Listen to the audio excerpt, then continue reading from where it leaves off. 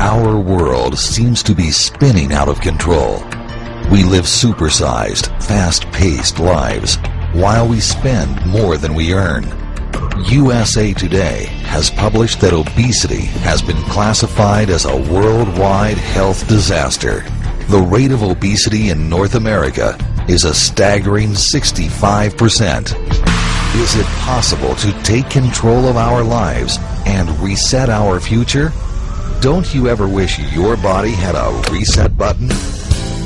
With USANA's 5-day high-fiber cleanse, you can make a clean break. Now's the time for you to say, I'm taking control of my life today.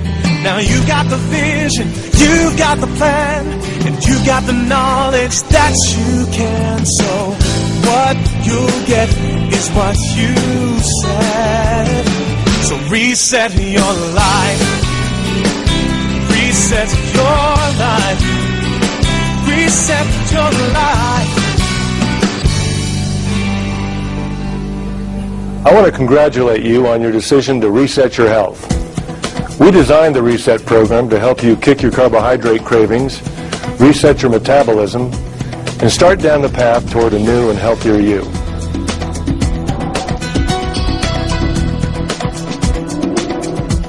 More than 2/3 of adults and 1/3 of children in the United States and Canada are now considered to be either overweight or obese. 1/3 of the adult population is presently on a diet, and another third is trying to maintain their weight. In the U.S. alone, we are now spending more than $30 billion each and every year on diets. Unfortunately, many of these diets simply do not work. Medical studies show us that nearly everyone who loses weight on a diet will gain all that weight back and more in just a couple of years. No wonder people are so discouraged. Still, the question remains, why don't diets work? The first answer is simple. Because diets are a short-term solution for a long-term problem.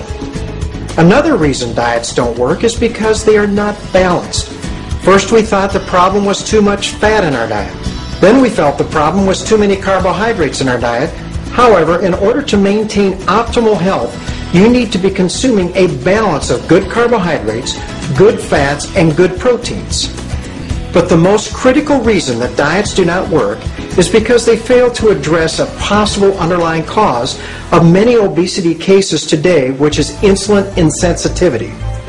When you are not as sensitive to your own insulin, your body not only begins storing additional fat, but it also literally holds on to that fat like a sponge holds on to water. In 1981, Dr. David Jenkins introduced a new concept for how quickly our bodies are able to absorb long chains of sugar, which make up carbohydrates. He had his patients eat a particular carbohydrate like bananas or apples or bread or potatoes or green beans, and then measured how quickly these foods caused their blood sugars to rise. He then compared this rise in blood sugar to a controlled carbohydrate, which in most cases was glucose. Using this comparison, he was able to calculate a number that he labeled the glycemic index. Dr. Jenkins shocked many by finding that certain complex carbohydrates found in our breads, flour, rice, cereals, and potatoes actually spiked people's blood sugar faster than if we were spooning table sugar onto their tongue. High glycemic foods literally spike your blood sugar and stimulate the release of insulin, which is your storage hormone.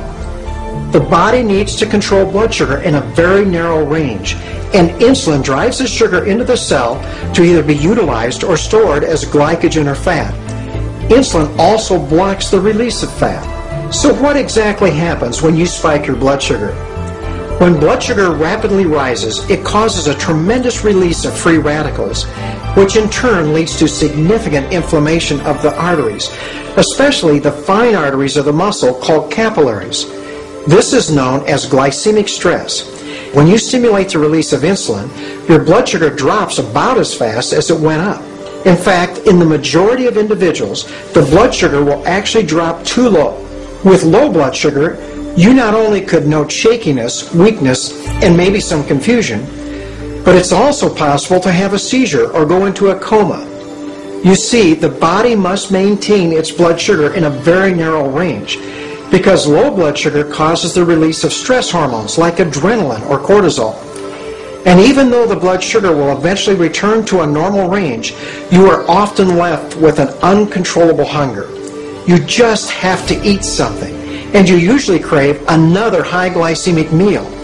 In fact, studies have shown that people who eat a high glycemic meal actually eat 80% more calories during the rest of the day when compared to those that eat a low glycemic meal. Much of what we have been calling emotional eating or cravings are really just this vicious cycle. It is important to realize that your muscle actually becomes less sensitive to your insulin even before your fat cells do. Therefore, your muscles, which normally take up 85 to 90% of the calories from your meal, are not able to utilize the calories normally from any meal or snack. It is like someone has switched the tracks on your glucose train from your muscles to the fat cells of your abdomen. There, the glucose is converted into fat, which is another job of insulin. You see, when you become less sensitive to your insulin, a calorie is no longer a calorie. You begin gaining weight and you really don't understand why. So what is the answer to this dilemma?